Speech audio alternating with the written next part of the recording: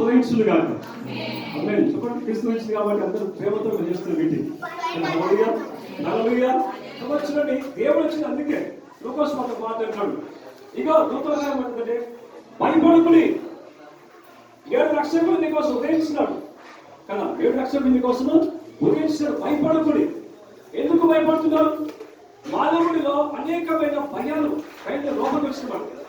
కొంతమంది పెళ్లి కోసం భయపడుతుంటారు, కొంతమంది అప్పు నీళ్ళ భయపడుతుంటారు, కొంతమంది సమస్య పోల భయపడుతుంటారు, కొంతమంది కొన్ని తీవ్ర భయపడుతుంటారు. ఏదైనా సరే ఈ భయం అనేది పోవాలంటే దేవుడి ద్వారా సాధ్యం పెట్టుకున్నారు. దేవుడితో హల్లెలూయా. ఇప్పుడు అనుకున్నది మరొకటి వచ్చింది, వైరస్ వచ్చింది. ఇదొకటి భయం మనంతా బతుకున్నాడు దేవుడి కృపని. హల్లెలూయా హల్లెలూయా. నిజంగా చాలా మంది రక్షించిపోతున్నారు.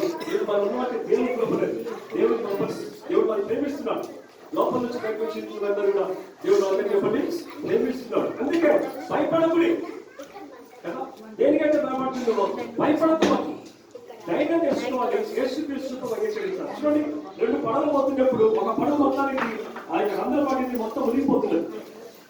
ఈ మునిగిపోతున్నప్పుడు పడవ మరొక పడవ వస్తున్నప్పుడు, ఈ పడవ వస్తున్నప్పుడు పడవ చూసేసి ఏం చేస్తున్నామంటే, ఈ పడవ మాతో పాటు రమ్మని వాళ్ళు పడవ చెప్పాలని చెప్పండి. హల్లెలూయా కదా. ఈ పడవ మునిగిపోతున్నప్పుడు ఇక సందర్భపడి దిగడానికి మొత్తం మునిగిపోతున్న నీళ్ళలో ఆ నశించిపోతున్న ప్రజలు ఒక పడవ వస్తున్నప్పుడు ఏంటంటే, ఆయన మాతో పాటు రాను కాదు కానీ అసలు ఆ పడవ వచ్చింది ఎందుకంటే ఇందులో వచ్చి పరిశుభ్రాలకి తీసుకోవడం. హల్లెలూయా. లోకం మునిగిపోతుంటుంది. ఈ మునిగిపోతున్న మానవుడు వినిపిస్తానికే దేవుడు జన్మించినాడు. దేవుడు జన్మించినాడు.